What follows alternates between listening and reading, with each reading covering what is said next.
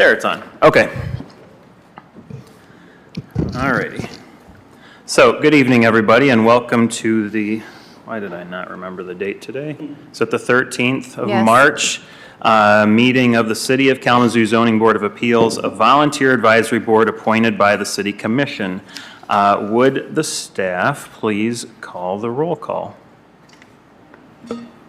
We'll start on the far end. Vanden Hamburg. Here. Work. Here. Polar. Here. Harrington. Present. McReynolds. Here. Hahn. Here. Excellent. So for each of the public hearing tonight, in general, things are a little bit different tonight, and we'll get to that. For each public hearing, public comments will be accepted during the times indicated on tonight's meeting agenda. Community members may call 888-382-9556 during the public comment period, where they will enter a queue and will be prompted to offer their comments in turn. Callers will be commenting live. They are not able to leave a recorded message. Are there any announcements or changes to the original agenda? No announcements or changes for tonight. Excellent. Thank you. So first we have to accept the minutes. I suppose we could reject the minutes, but first up is acceptance of last month's minutes. Does anybody want to, are there any changes that need to be made to the minutes? I have none, and this was one I actually made sure to go through because of the agenda tonight. I do that all the time. I just was real careful about it tonight. Anyway, I didn't have any changes. Anybody wish to second to approve them? I move to approve. Then sorry, did somebody make the motion? So now we need a second. I second. Thank you. Any discussion? Hearing none, can we take a vote? So all those we can do a voice vote. All those in favor, please signify by saying aye. Aye. Aye. All those opposed, say aye. That passes 6-0. All right. So here is the normal procedure for all of the public hearings. For each request on the docket, or on the agenda, the secretary will read the application into the public record. The applicant or representative will then have 10 minutes to provide their comments. As always, I say to the applicant, 10 minutes seems like a lot. It is not, so keep it brief. To that same person, make sure you're signing in and providing your name and address at the podium. Don't be surprised if you get asked to repeat your name and spell it when you start speaking. Following that, the public will be invited to comment again at the podium. Sign in, state your name clearly and your address, and present your comments within 3 minutes. And if 10 minutes is not a lot of time, 3 minutes really is not either. So keep it brief. Those in favor are invited to speak first, then those opposed will be second, and then we will look to any call-in comments at that point. After this, we will close the public hearing portion, and the board will then conduct what is called a finding of fact. This is where the board states what they feel are the facts of the request. The board must approve the finding of fact, which means the first vote you hear is not a ruling on the request, but on accepting the finding of fact. Following this, the board will discuss the request before them in order to determine a ruling. During this period, the board reserves the right to ask questions of persons who have already spoken, even after the public comment portion is closed. Once discussion is ended, the board will move on to a roll call vote of approving, denying the applicant's request. Please be aware that a full board consists of 6 members. You need to have 4 votes to be granted a non-use or use variance. However, in general, that's what we do, and that's what we will definitely do for Agenda Item 2. Agenda Item 1 has some business that has to occur before that, and just to kind of, I'm just going to say it, and I'll let the two other fellows sort of chime in. At the end of last meeting, we had a motion reconsider made on the first item on our agenda, which is why it's returned, and that motion was seconded. The motion was followed up in writing and was seconded again in writing, and that's why it's back tonight. The first part of what we do is debating the motion to reconsider. If the motion to reconsider passes, then we can reconsider the request. If it does not pass, and by the way, a tie is not a passage, then the issue is just essentially dead, that the prior approval stands. I believe that is the way it goes, Attorney Bear and Pete. Thank you. Yes, just for the record, I want to clarify that, for the steps of the motion of reconsideration, Ms. Harrington was asked to provide an email confirmation of her motion of reconsideration, which she provided on February 18th. That motion was then seconded on February 19th by Chair Holder, and that confirmation of the reconsideration moving forward at this meeting tonight was forwarded to all board members the following day on February 20th. So just so we have that sequence in the record, I just wanted to note that. Thank you. Thank you. So I'll Bear, pick did it you up want to from jump in? here. I just want to make a few comments. A motion to reconsider doesn't come up very often, and this particular membership of the board has not dealt with a motion for reconsideration. No. So I just want to go over the procedures in a little more detail. Joe has summarized things correctly. We're looking at two sets of rules in our rules of procedure or bylaws. There are provision for notice, be made in writing 10 days after the meeting and seconded. Pete has provided testimony that those provisions have been complied with. Other than that, then we have Robert's Rules of Order. And Robert's Rules lays out in detail what a motion to reconsider is intended to do and the procedure that is to be followed. The motion brings back for further consideration a motion already voted on. And the purpose, according to Robert's Rules, is to permit correction of hasty, ill-advised, or erroneous action, or to take into account added information or a changed situation that has developed since the taking of the vote. So essentially, you're looking at what occurred when the previous motion was made. You're looking at the procedure. Was that proper? Was the proceeding fair, essentially, and conducted properly? A motion to reconsider proposes no specific change in the decision. It only proposes that the main motion be reopened. Since it has been acknowledged and seconded, we'll need the chair to acknowledge it as with any motion. And the board then considers the motion and can debate whether the original motion should be reopened or not. So it's just a vote to reopen the motion. We aren't going to have any presentations or public comment on this motion. As Chair has stated, if the motion is rejected, then the original decision on the main motion goes back into effect. If the motion to reconsider is adopted, then the original question is put back before the board, according to Robert's Rules, in the same position it was before voted on the first time. In other words, you're starting over from the beginning, as if there was never a vote on it. We'll follow the same procedures, presentation by the applicant. We'll open a public hearing, get any public comment, discussion of the board, motion, vote, and so forth. So unless anyone has any questions on that, I can turn it over to the board and we can proceed. I have none. Did anybody else have any? Nope. Excellent.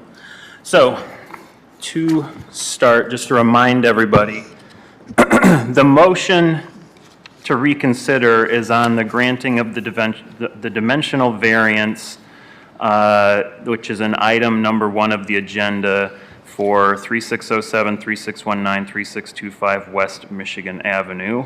At the last hearing, I believe we voted 4-2 to approve the request. Ms. Harrington made the motion, and I guess I would like to invite her, obviously, to state what her motion was, just so that we're kind of clear where she's coming from, and then we can take it from there. Sure. Initially, I voted yes for the dimensional variance to happen because I felt that, considering that we need so much housing in Kalamazoo, affordable housing specifically, in spite of my initial vote against this project, I felt like since it had passed, that in order to make it feasible, that we should grant the dimensional variance for the facade, just so that it could happen. But then I thought about the fact that it didn't feel fair and equitable to me I felt my vote was inequitable and inconsistent with the principle and the precedent that this board and city staff has kind of outlined, considering I felt that this was a self-imposed restriction and circumstance that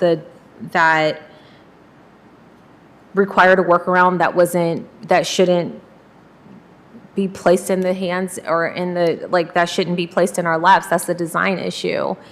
And it's a facade issue, and that's it. That was my bottom line. And I think that I'm standing on business on it. That's how I felt about it. And I would welcome if there's anything else based on what I'm saying. Again, I've read the 7 tenants here over and over again.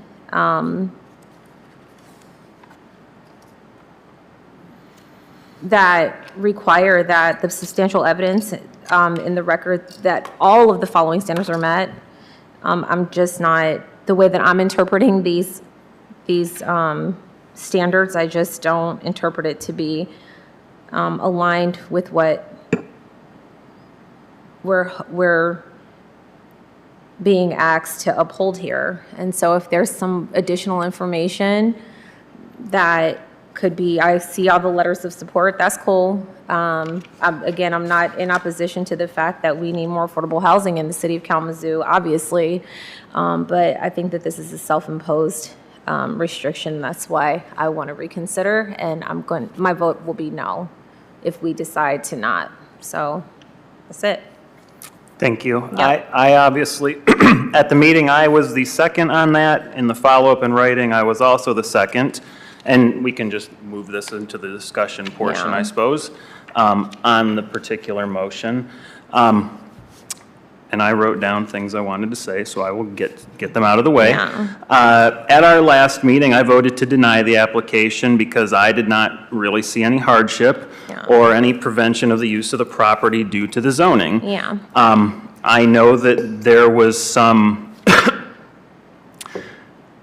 things changed on the zoning, I think, midstream, or somebody didn't quite notice like the length and didn't point out that there was going to be a problem at some point. But ultimately, it came down to the project is too long, and the zoning is not preventing the people from, or the company from using the project within the zoning requirements. You just need to make it smaller. That's not a hardship to me, so I voted to deny. And this was consistent with my vote at the last meeting for the gentleman who came with us for the garage request. I know these are different requests. One is like a size, a dimensional variance, and the other one was, I guess that might be a dimensional variance because he was too close to the property line. But we essentially told him he needed to move his garage. To be fair, it is a movable garage, but it was going to cost him some money to move it, and we said, sorry, you've got to move it. So it seemed to be consistent. If I'm going to vote no on his, I have to vote no on this one. And to be clear, my no vote does not prevent that gentleman from having the garage. He's just got to move it.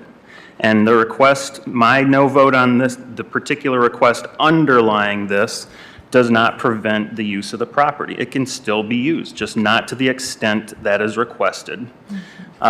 Since then, I'm aware of the letters that were received. I had from various members of the community. I have looked at them, and I appreciate everything they're saying, and I'm happy they've sent in their letters and made their statements, and I agree with the ones that are talking, and I agree with the sentiment. We definitely need more housing. I agree that this project will clean up that area, and that area needs to be cleaned, and divorcing it from the zoning, I think it is a good thing and a good idea. However, as the ZBA members, I see us as sort of stewards. We grant variances where the criteria warrant it and deny them when they don't. And when I look at the dimensional variance review sheet, that you could get online with the agenda packet, I disagree with some of the particular findings in there. And I'll actually go through them.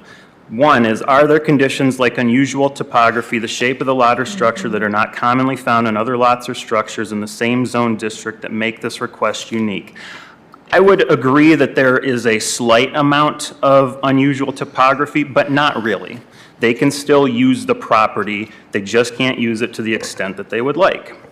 Are there special circumstances which are not the result of the actions of the applicant or property owner of the land that would impact the project? I would say yes, there are some special circumstances that needs to be cleaned. That's going to take some money.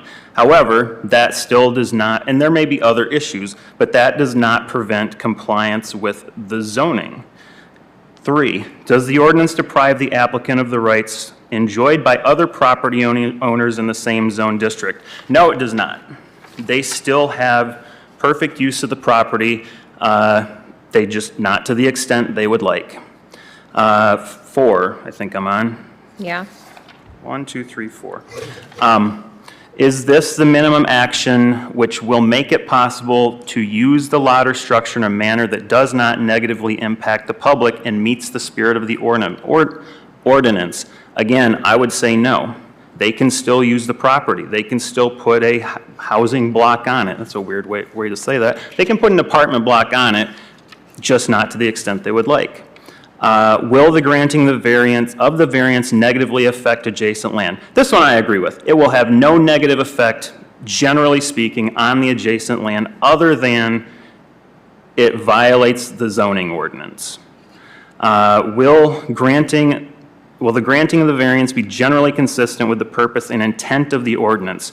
The zoning requires a maximum, I believe, of 200 feet of frontage. 318. And they are looking for 318, which is a greater than 50% variance from the zoning.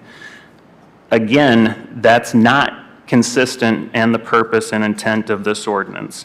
There are some additional criteria that I don't think were necessarily relevant that were gone through.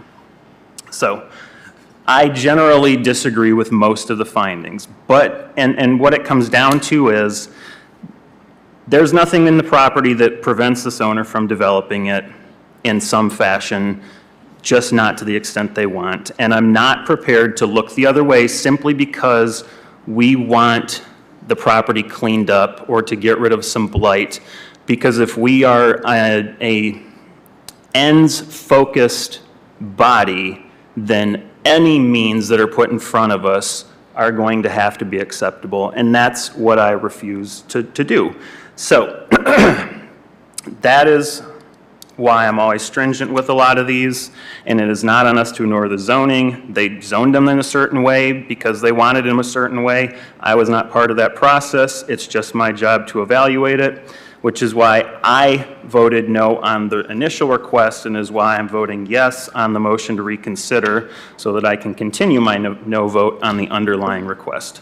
I've said what I'm going to say. And Chair, another thing I want to just bring up too that made me reconsider this is the fact that it was raised to us during that meeting that when I was talking about the gentleman with the garage, and I was talking about the cost for him to have to move his garage, and the city attorney told me that it was not, cost is not allowed, it's not a consideration to be taken into account.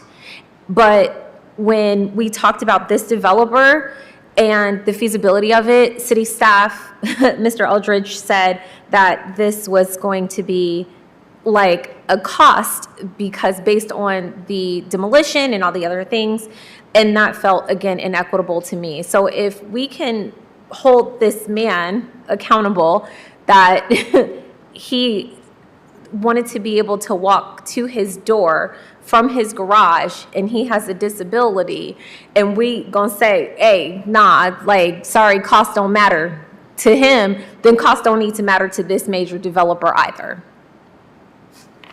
Mr. Chair, Yes, sir. will staff have a chance to make any comments when the board is done discussing? Sure. Did anybody else want to add anything before Pete says anything, or do you want to hear him first? I I have no preference. have several things I'd like to say. Thank Okay. you. I also have a comment. Excellent. Okay, cool. So, save it. Let's get into it. Okay, well, respectfully, Chairholder and Ms. Harrington, I can certainly understand where you are coming from, and I respect that. I voted in favor last month.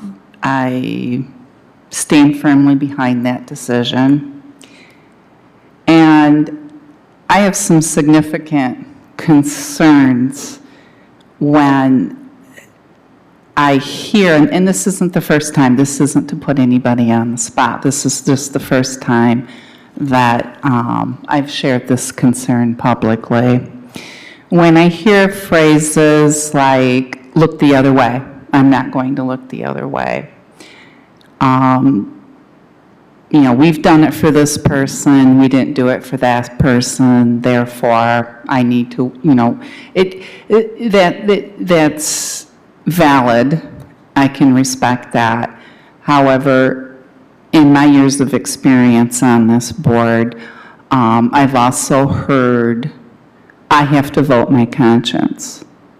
And we are the zoning board of appeals. So that gives us a certain amount of people come to us for an appeal. And we have that responsibility to our constituents. We have that responsibility to vote as we see fit. And quite honestly, I'm feeling resentful and angry. And I'm going to tell you why. I live in the Westwood neighborhood, and I have spoken on numerous concessions with changing the zoning in my neighborhood from commercial office, it's not a secret, commercial office to suddenly it's commercial. Okay.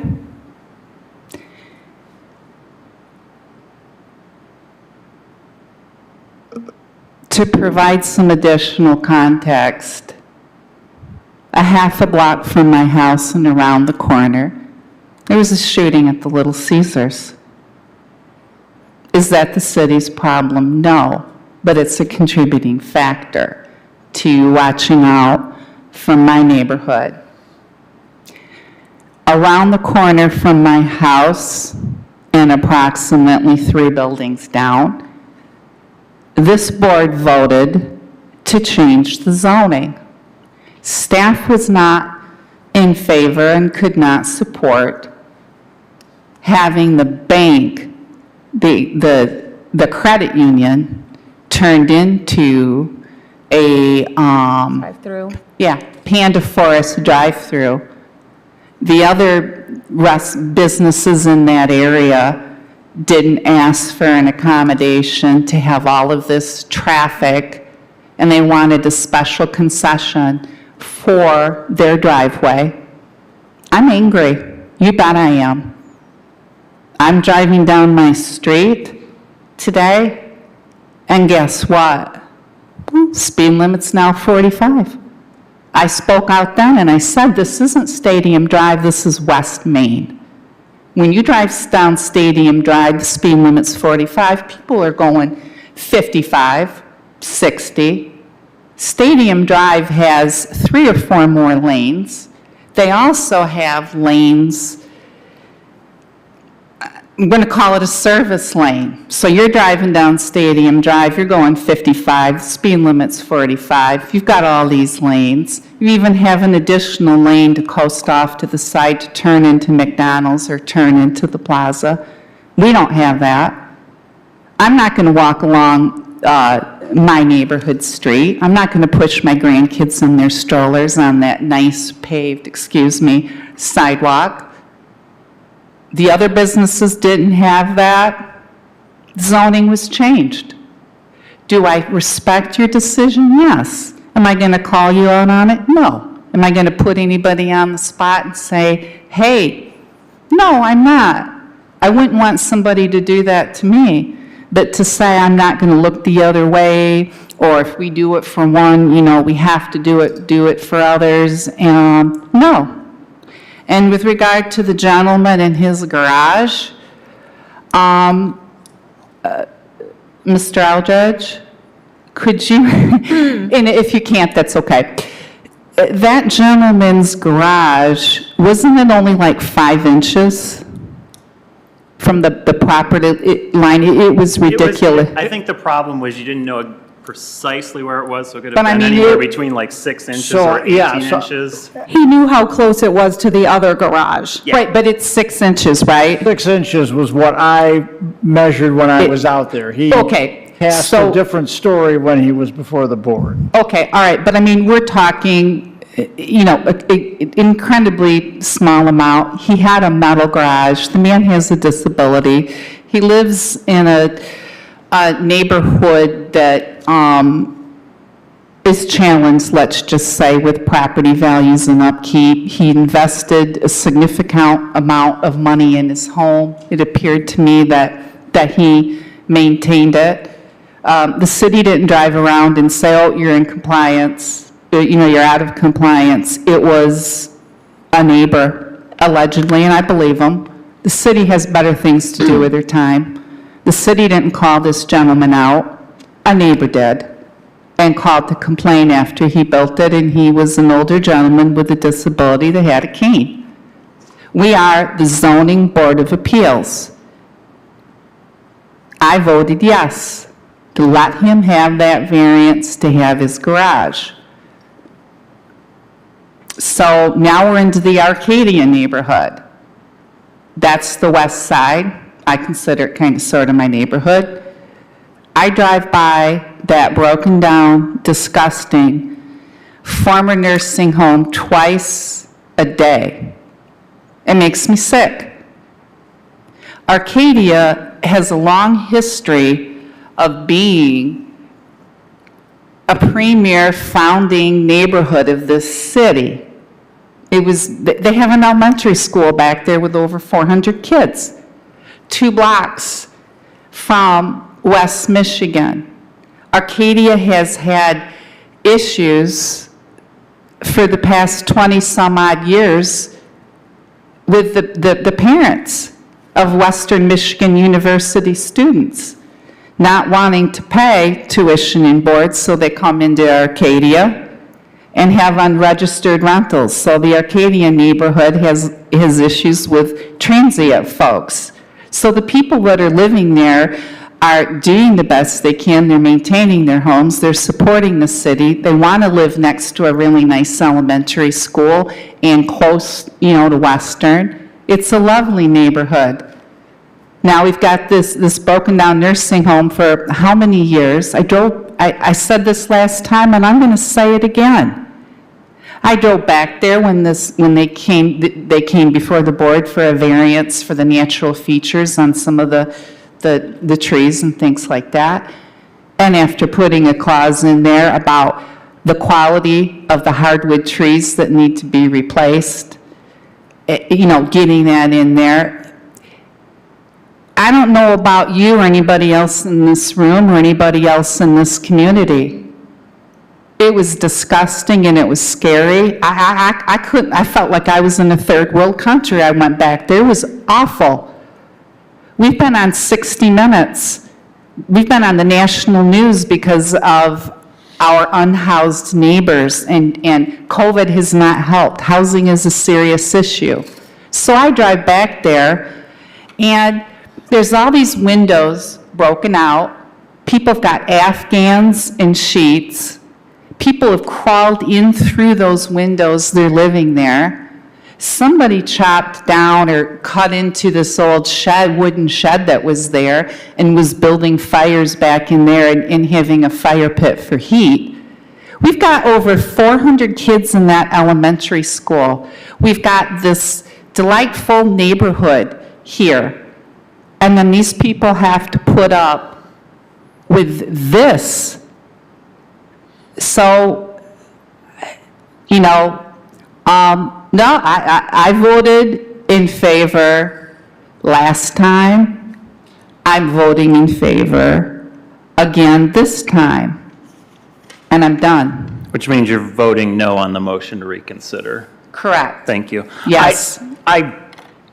We're not going to get into a tit for tat. I will just say, different people can agree on the application of the criteria and the findings under Yeah. it. So I don't take anything from it, and I don't want anybody to take anything from it. Staff shouldn't feel like they're singled out because I disagreed with their findings. Different minds can have different findings with respect to that. Allison, you were going to... Yeah, I just have a couple of things to add to what Beth said. I really appreciate your comments. I don't have as many things to say, but it seems like, first of all, this decision seems to be impacted heavily by the case that was heard immediately prior, which I think is not okay. We could bring back history and all kinds of things for any hearing that we have, and I don't think that the residential property and the garage should really have any bearing just because it was before, any more bearing than any other hearing that we have, just because it was immediately prior and we had differing opinions as a board. And there were many comments made throughout our last meeting about that. So I feel like it has impacted the decision here. I keep hearing people say that we shouldn't be ends focused or that we're not, and I disagree with that. I've heard many people make their decisions based on the fact that they really like an organization and their mission, or that they don't.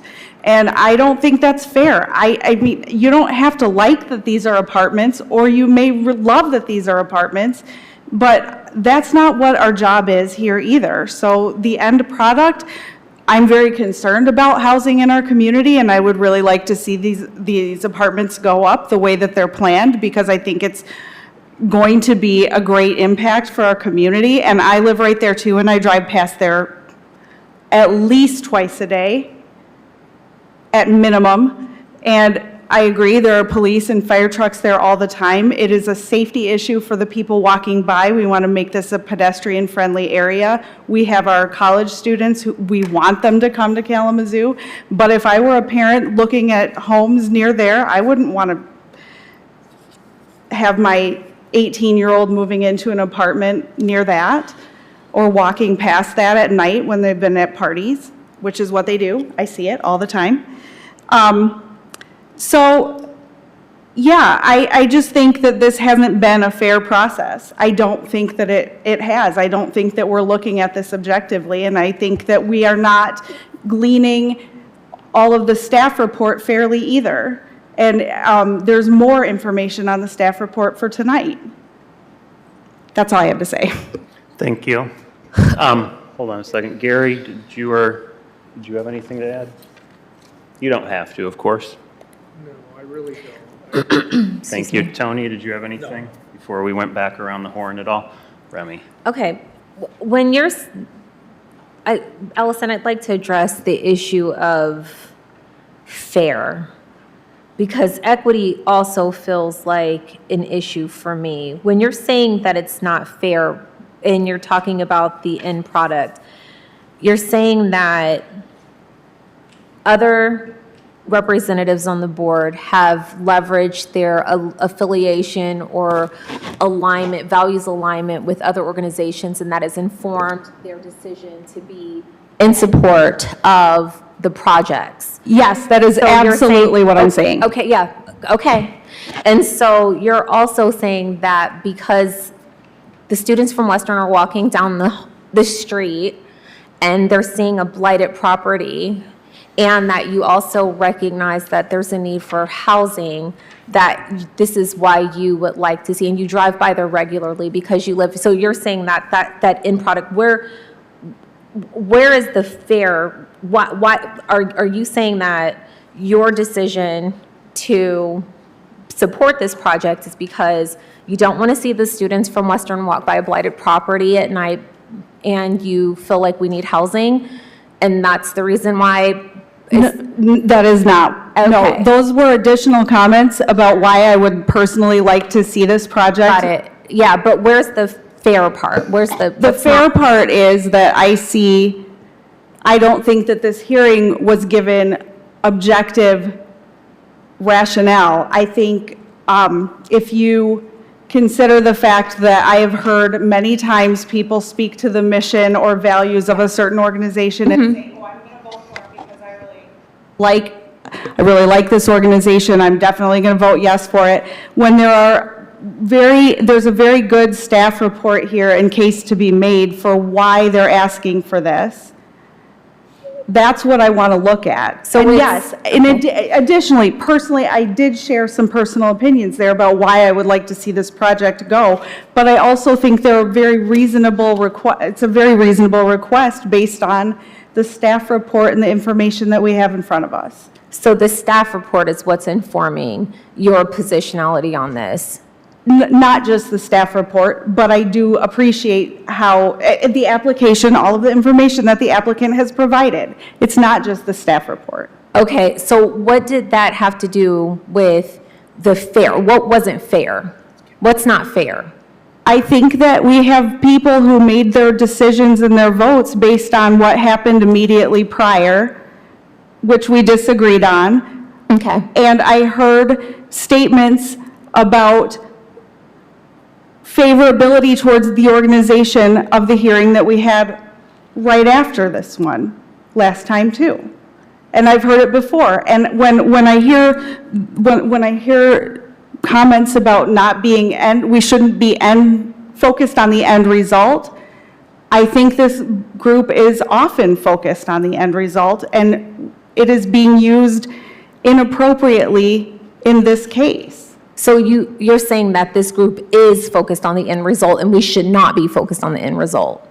No, I'm saying that there are people making an argument right now that we should not be focused on the end result, but I have heard many times in the past that we are focused on the end. So who's saying that we're not focused on who on the board is saying, like, what specific argument? Because I heard myself and Chair Holder say that we are absolutely in support of this development, but that the facade, the additional 118 feet of facade that's needed should not, that's a self-imposed hardship. And so if y'all want to make housing, we are in support of housing. That is an appropriate and approved zoning use for this property, but the additional 118 feet needed for the facade, we are in opposition to that. So what's not fair?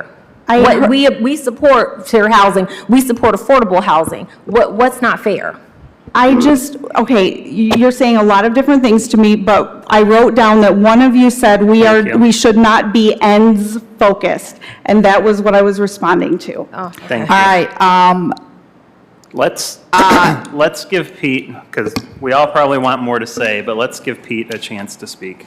Yeah, I just want to make one comment, too. Yes, sir.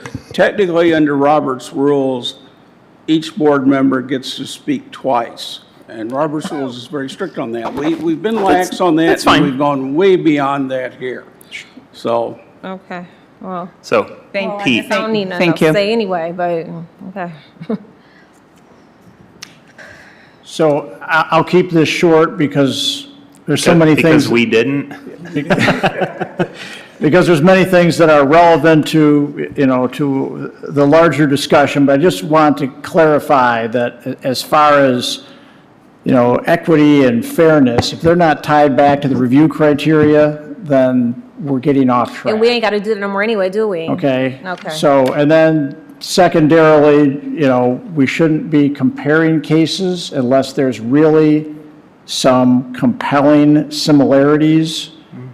And what keeps coming up is discussion about a case where an individual through enforcement action was brought to this board for placement of a shed in the backyard without checking with the city and putting it in the wrong spot, versus a developer that is following all the development processes and has been to this board multiple times to get the necessary reviews and approvals, as well as going through site plan and natural features protection board for review. So, I just want to make sure we're keeping that in mind. And then, there are some other key points that should be weighed in this. The first is this question about the development standard itself. And I thought I did an okay job of clarifying that last month, that the planning staff has real concerns about this standard because it doesn't apply, it only applies to a residential development with no commercial element in it. Yet any other mixed-use apartment building that has just a coffee shop in the basement can be over but the standard's the standard, over though. 200 feet. And then I also clarified that the residential district standards, where this is coming from, is the part of the ordinance that the planning staff has not been able to update yet. We have gotten to all the commercial zone districts, but we have not gotten to the residential zone districts. And so I think that's important to keep that in mind, that this is not a standard that, has longevity in our code, because we are not the community we were 25 years ago when this was put in place. And it really was put in place because of these fast-built student housing projects that look like big vinyl boxes. And that's not the kind of projects we now get because of the standards that are in the ordinance when it comes to development. So, it's an archaic standard, and we do plan to do something about it. So I just wanted to mention that. And then, the last point I want to make is about when this was revealed to the applicant that there was an issue with this standard. And I think that, is important too. So this property was, this project has been ongoing for a number of years. In 2022 is when it went to the Natural Features Protection Board. And at that point in time, it was zoned commercial community. And then it came to this board for some variances because it was in a commercial zone. In October of 2023, it got rezoned to RM15. So the city was looking at this as, we should be facilitating more residential development. This should be in a commercial zone. So it was rezoned to RM15, and there are different standards that apply to commercial developments out of one section of the ordinance, and different standards that apply to those projects in the residential zone districts. And staff did, and it was in the staff report, we admitted some fault in not catching that quickly enough, that now that we were reviewing this under the residential standards, that this 200-foot limitation on the front facade comes into play. So this project, has continued down the path. It's got, it's got funding partners involved, and now we have to, address this situation. So there's more to it than just, the other elements of the review criteria, which I do feel, those bases are clearly covered with the shape of the lot, and the natural features regulations limiting where a building can be placed on the site. So that's the main points that I wanted to make, and I'm Thank willing to you. answer any questions. No, I think Mr. Chairman. I think we just need to move to a vote, since we're just going to get into he said, she said Okay, sort I of just stuff real want to quick. make one Yes. final brief comment. My purpose here is not to direct what this board does, but it is to direct how this board does it. See that you keep on track, see that you follow proper procedures. Yep. Your opinions are your opinions, and that's fine. My position is neutral.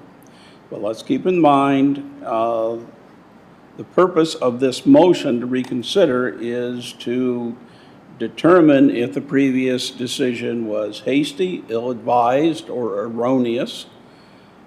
You don't have to like the previous decision, but was it made properly? Or were there defects in that procedure? That's really what you're focusing on here. So with that, I will let you proceed. Thank you. I guess my point on all of this is they got the proper procedure. I just think the decision was hasty, ill-advised, and erroneous. Before we vote, we can all disagree in good faith on the criteria and how to apply them and what our votes are. And when we walk out, we can all be friends. I don't take it personally that anybody, voted one way on a case or a request, and I would hope that nobody feels this, that everybody else is able to put that aside. So, that's the please be nice and don't strangle anybody in the parking lot request. No. So, why don't we move to a vote? The motion is for reconsideration with a second, so a yes vote would be to approve the motion, a no vote is to disapprove the motion, whatever. It probably has to be a roll call vote, I imagine. Yes. Pete, would you take the roll call vote? And we'll start with Warwick, No, I do not support. Vanden Hamburg, No, I do not support. Hahn, No. McReynolds, Yes. Harrington, Yes. Holder. I am a yes. That is a 3-3 vote. The motion fails. We do not need to consider anything else on the West Michigan Avenue properties. The prior decision stands. Thank you. We will move on to item agenda number 2. Congratulations. Looking forward to that development. Yeah. Thank you for being present tonight. Thank you all for coming out. The thumb drive is up next to the laptop. All right, so back to the meeting agenda. So I've already explained the procedure, which means we're down to, would the board secretary read I guess it's the first application technically, into the record?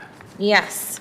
Alrighty. An application for a variance for provisions of the zoning ordinance has been filed with the Zoning Board of Appeals by Sesco Incorporated.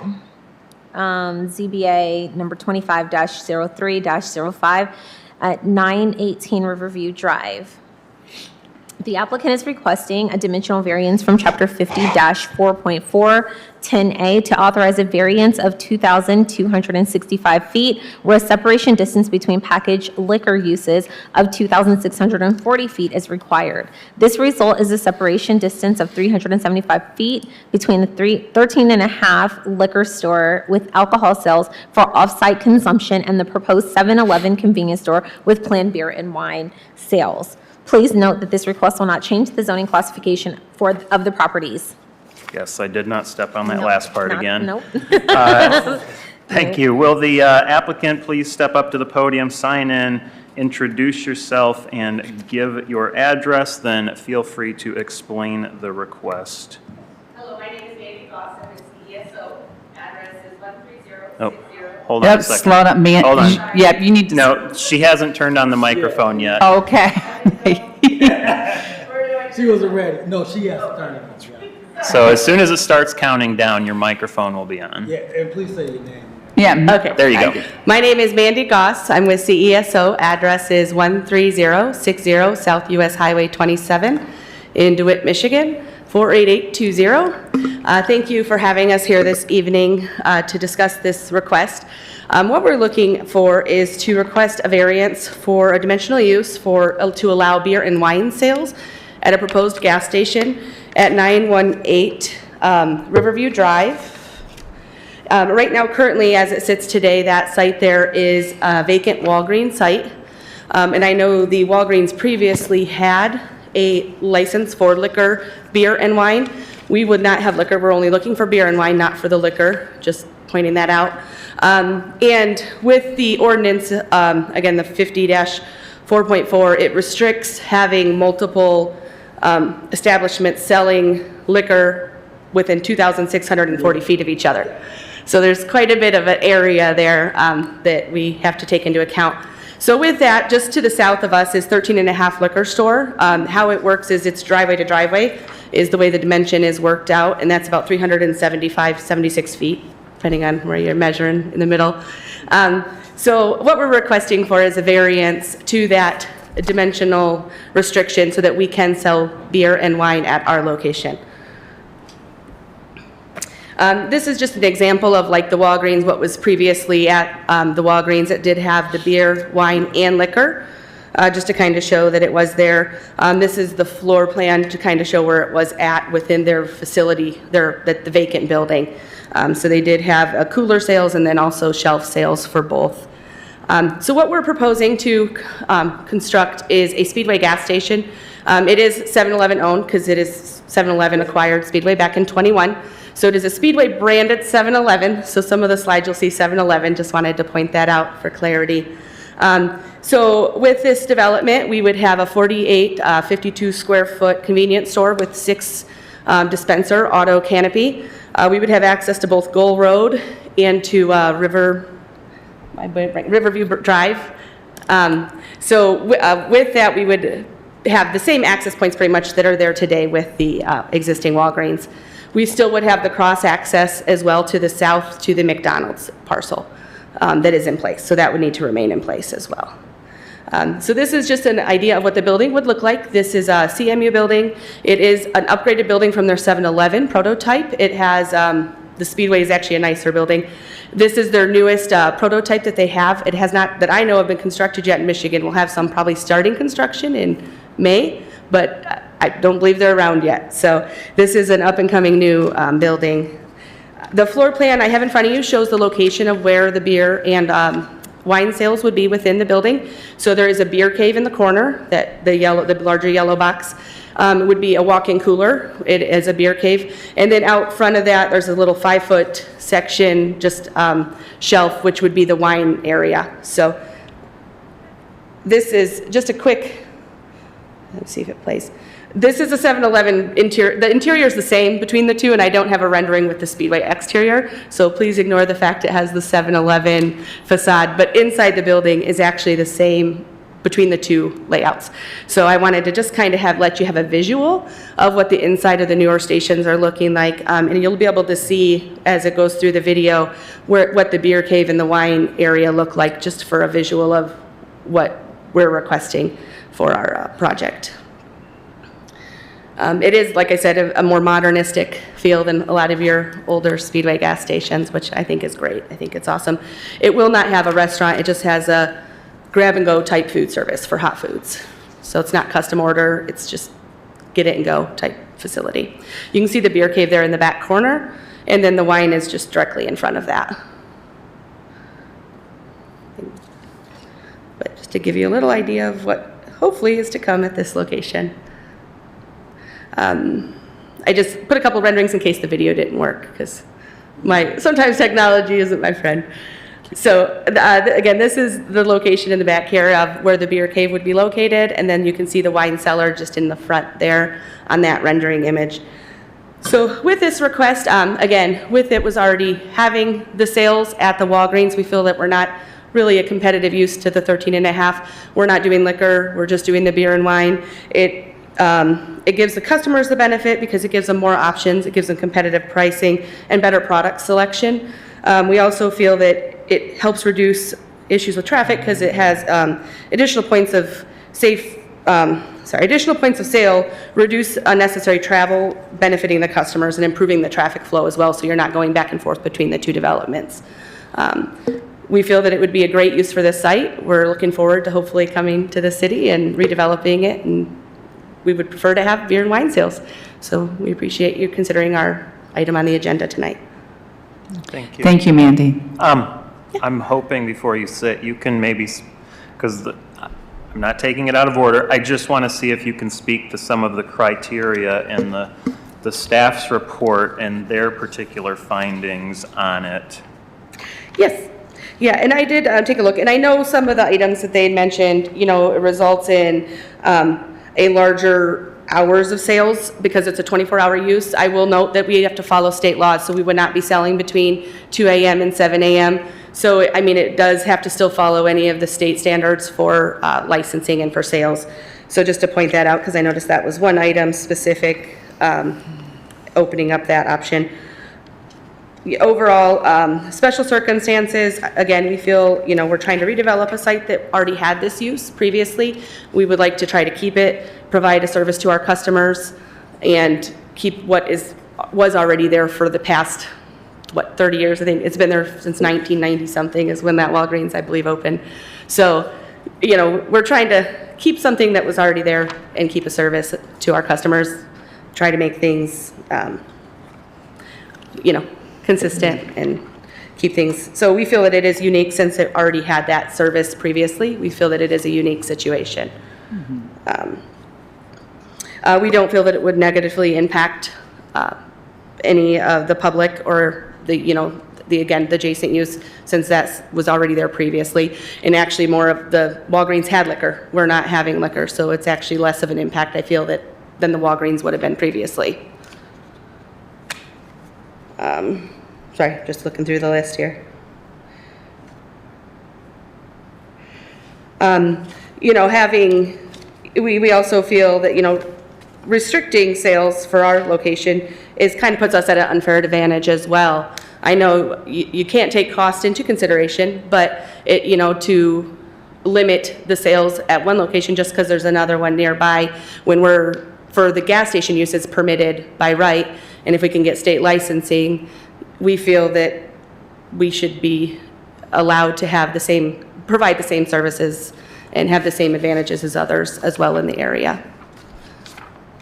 So. Thank you. Let me look at my agenda now. Would the staff like to make any comments related to the request? Thank you, Chair. Yes, I've got a few comments to make. Oh, hold on, Pete. You can just have a seat. You don't have to stand up. Thank you. Thank you. And, you know, I want to start with saying that, you know, this corner would be a great location for a gas station / convenience store, and does fall in alignment with the zoning. Both uses are, you know, permissible in that commercial community zone. You know, however, the separation distance is there for a reason. And just to give a little background on that, so in 2014, the city approved the ordinance amendment that put in place the half-mile separation distance that impacts the placement of liquor stores and also convenience stores and gas stations that sell alcoholic beverages for off-site consumption. And the reason that this was put in place is because of numerous nuisance parties. So it wasn't just an idea that was, you know, born out of thin air. It was in reaction to problem areas in the city where we had multiple street corners adjacent to one another with a convenience store on one and maybe a gas station on the other. And because these facilities were open late and had alcohol sales, it was a place where a congregation of people would start and continue to grow until it was a public safety issue that had to be dealt with. So, you know, the city made the decision to amend the ordinance to, address this concentration of alcohol sales. Now, this, I mentioned those three classifications. That does not include things like grocery stores. So, they're exempt from that separation distance, and as you know, most grocery stores, Harding's, Midtown Fresh, Town and Country, those stores sell alcoholic beverages for off-site consumption. So, it's not that this ordinance is, all-encompassing and restricting alcohol sales overall in the city, because you have grocery stores, you have, you have lots of, other places where folks can, get alcohol. But I wanted to touch on that background, and then the review criteria. This is a project that's going to result by redeveloping the entire site. So they're going to clear the site of everything that's on it, and which makes it really hard to find a special circumstance or practical difficulty associated with the property or the buildings thereon. So, there wasn't any alignment with the first criteria. The second one, dealing with the special circumstances, which are not a result of the action of the applicant, that one's a real hard one to lean on, because it's the applicant that's, wants to bring the alcohol sales back. Now, granted, it was mentioned that the Walgreens there prior, did sell alcoholic beverages for off-site consumption, and that is true. And then we get into the third criteria, which talks about the literal interpretation and enforcement of the regulations, and, that depriving the applicant of use or development of the property. Now, in this case, the gas station and convenience store are permitted by right in the CC zone district. So, the uses of the property are permitted and not being hindered. This incidental element that they're talking about is the only thing that the ordinance is putting the brakes on. And then is this the minimum action that makes possible the use of the land and the structure? Again, this is the alcohol sales being requested, and staff did not feel that this was a minimum action, given the fact that this was roughly 85% of the required separation distance that relief is being asked for from. The adverse effects, that essentially references what I already mentioned about the reason we don't allow for the concentration of these types of businesses that sell alcohol for off-site consumption, that it can have adverse effects on the neighborhood. And then the last one, that it's not consistent with the intent of the ordinance, and specifically, the commercial activity can be negatively impacted. So that is all staff has for comments. I'm available for any questions. Why don't we get through the comments from the public, and then we'll probably turn back to that, because I do have one, of course. So I will now open the public hearing, invite those in favor of the request to come up and speak. I see nobody. I will now invite those who wish to speak against the request to come up and speak. I also see nobody. Then we will turn to any call-in comments.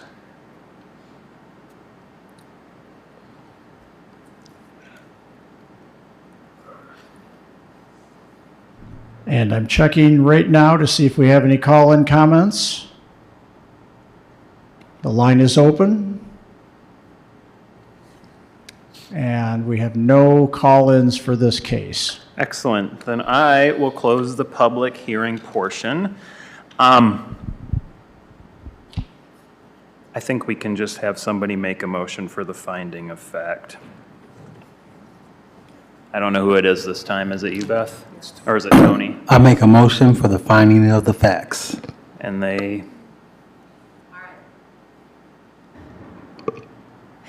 I move that the finding of facts for 918 Riverview Drive shall include all information included in the notice of public hearing dated February 26, 2025, in the agenda packet staff provided for this request. 25 notices of public hearing were sent and 0 responses were received. A public hearing was held before the board and public comments were accepted, as were additional documents and voice messages, of which there are none. Mandy Gauss, representing Speedway branded 7-Eleven, is interested pursuing a variance to allow for beer and wine sales at the Speedway gas station that will be at the corner of, well, on Riverview, where Walgreens used to be. Walgreens did have a license. They were authorized to sell beer, wine, and liquor.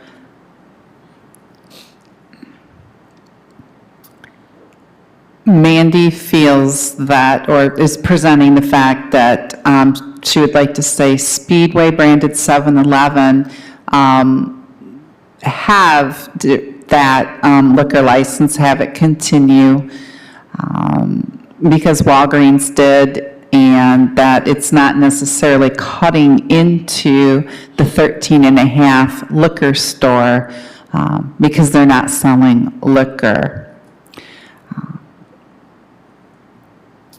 The gas station is going to still have all of the access points on the corner there that the Walgreens did. Again, less impact on the liquor sales because they're not going to sell liquor. There's some concerns because of the separation distance. Staff agreed that the corner location would be great for a gas station. However, while Walgreens was authorized for many years to sell liquor, beer, and wine, the city passed a new ordinance in 2014 regarding the separation between alcohol license sales. That does not apply to grocery stores. And the city moved forward with this ordinance change because we've had a lot of issues with crime, with negative impacts on the neighborhood, with people congregating between the liquor stores, the pharmacies / grocery stores / selling, having liquor licenses. Let's see. There were 0 people that spoke in favor, 0 that spoke against, and 0 call-ins. I support the finding of fact. Thank you. We probably don't need to have any discussion on the finding of fact itself, so let us just vote on that. Do we need to take a voice vote on that, or a? No, we can do that by a voice vote. Okay. All those in favor of the specific finding of fact, please signify by saying aye. Aye. Aye. Those opposed, say aye. There you go. That carries. So now we need a motion and a second regarding the request itself. Would somebody make that?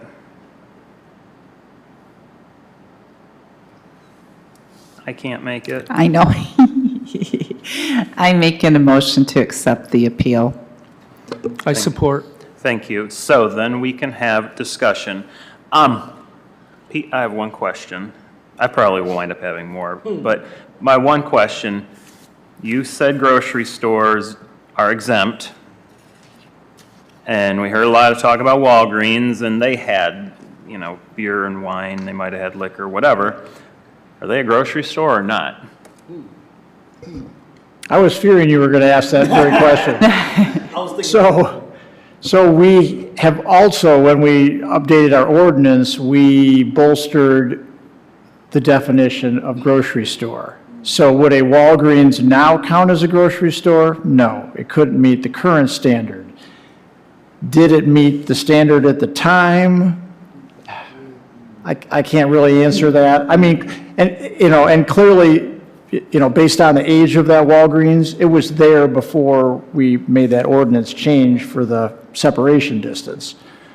But no, I can't definitively say that qualified as a grocery store under the old definition. So it might very well have been, whether it was a grocery store or not under the current, it still may have been conforming under, I don't know, 1990 zoning or whenever that went in. Yeah, I mean, it would have become legal non-conforming when the new ordinance went into. Right, you said what I meant to say.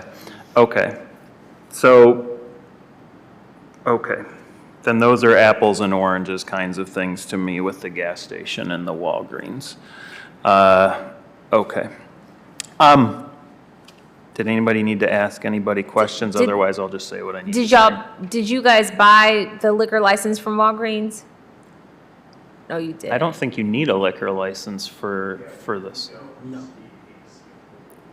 You just need,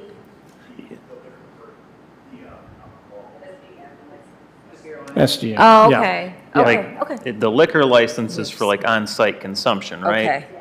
I see. Yeah, that's like a Class C license, but yeah, what is it? I believe I heard it, SDM is what covers beer and wine sales? SDM license to the state.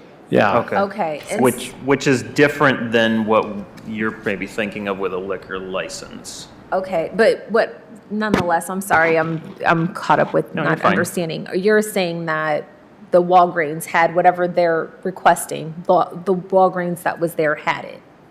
The Walgreens that was there had more than just that license because they had liquor sales as well. So they had beer, wine, and hard liquor. Okay, but they just want beer and wine. And at this they're just asking for beer and wine. Oh, okay, well. But it all qualifies So if in we the same pot. can I ask if we give them the variance for one, does that just backdoor the variance for the other? Because you're making a distinction between wine and beer and liquor.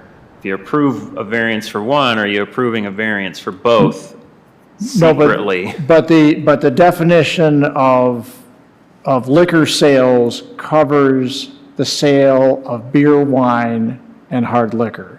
So it- granting a variance for one grants you a variance for all. So it's a separation distance that applies to off-site alcoholic beverage sales at these three types of uses: Okay. convenience store, gas station, liquor store. So yeah, so there is not differentiation in the ordinance. It is alcohol sales at these three types of uses. But we could define it in whether, if we want to approve beer and wine, we could just approve beer and wine and not liquor.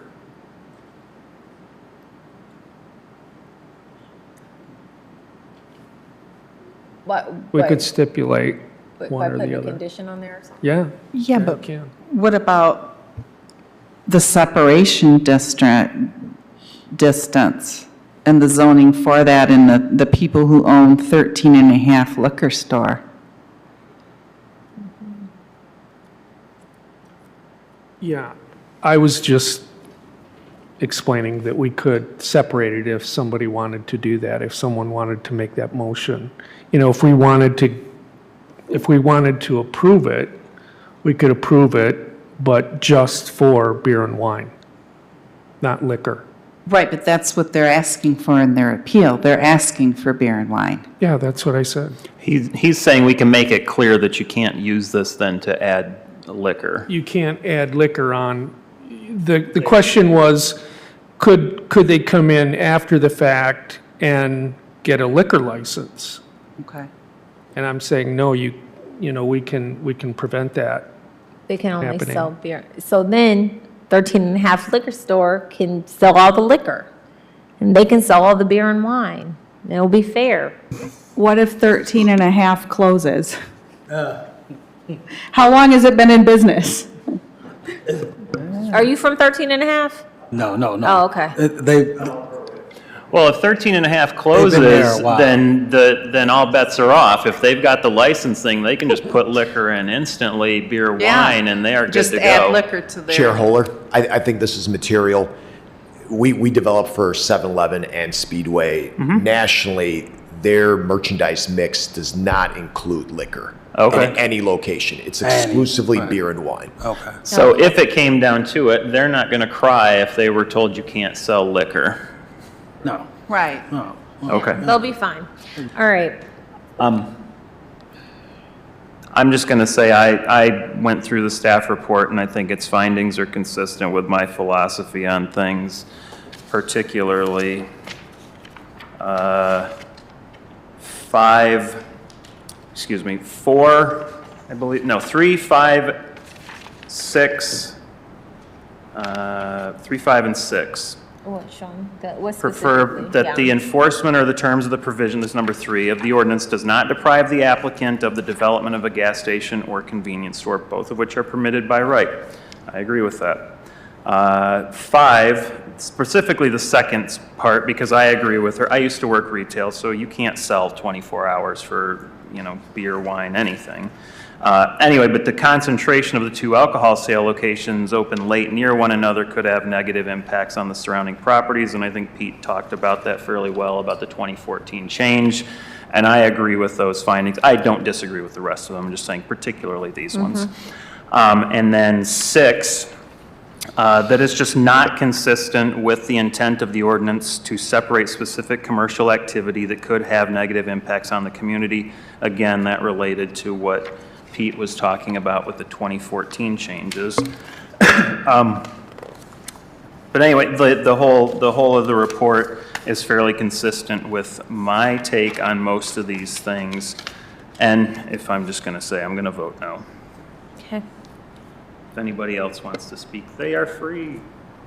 I kind of see it as no problem, really, because I don't think we consider that the state police is right across the street and the fire department is right across the street. It's not a lot of, not a lot of drama there, so I just think it's okay. Thank you. That is a good point. That's a real good point. Although, isn't that Kalamazoo Township Police, and across the street is Kalamazoo? Are they going to respond to a call right across the street? That's a good Well, question. people don't want no problems, too. That's a good question. Of course, thank you for making the point. Of course. Yeah, Right, there you go. and I'm not so, I see where you're coming from, Mr. Reynolds, but I mean, what if that station moves? I mean, I'm not really comfortable saying, well, we can accept an amendment to the zoning from 2014 because there's a police station across the street. I support the city with their 24 zoning change regarding the separation with the sales, and if the owner of that 13 and a half liquor store, if they close, the Speedway 7-Eleven, they'll be here in a heartbeat. You actually won't need to come here. They will start selling liquor, and, it's not like the community is not going to have that. They're not going to have what?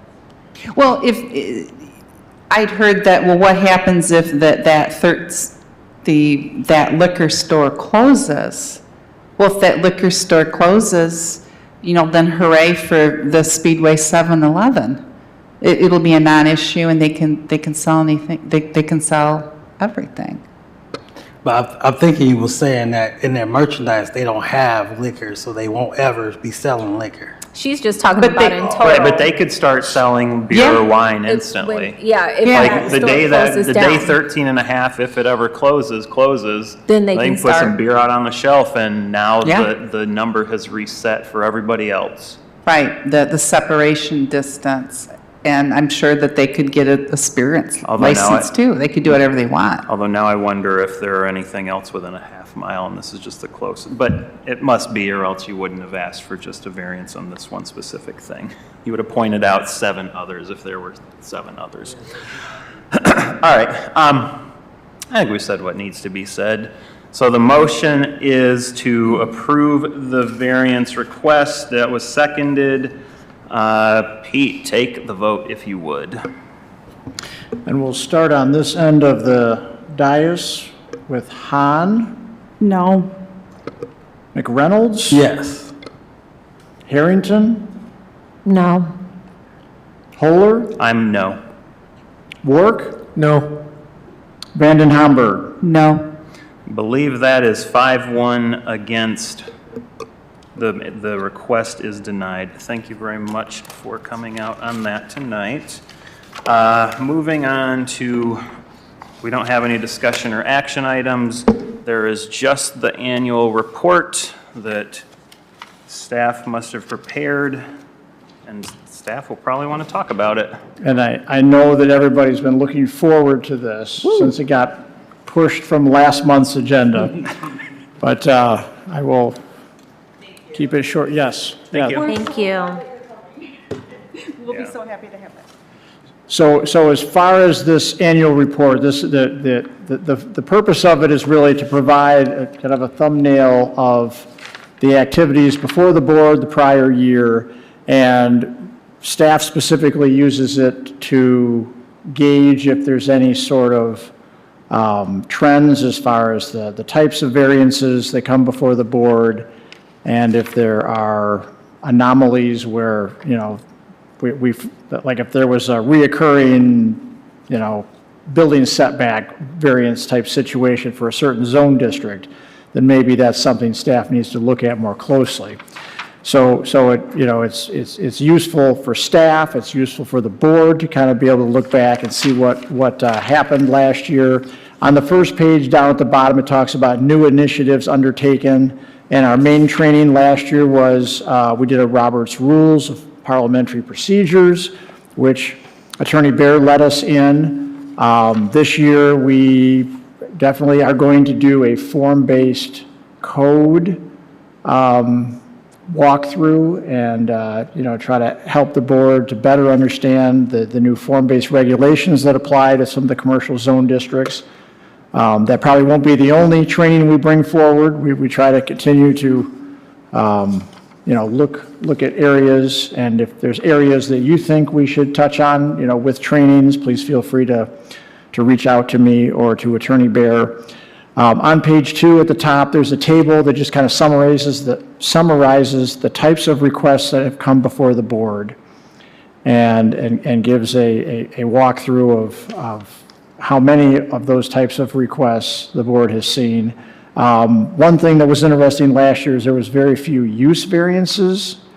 There was only use variances related to the conversion of the hotel to apartments at 1500 East Kilgore Road.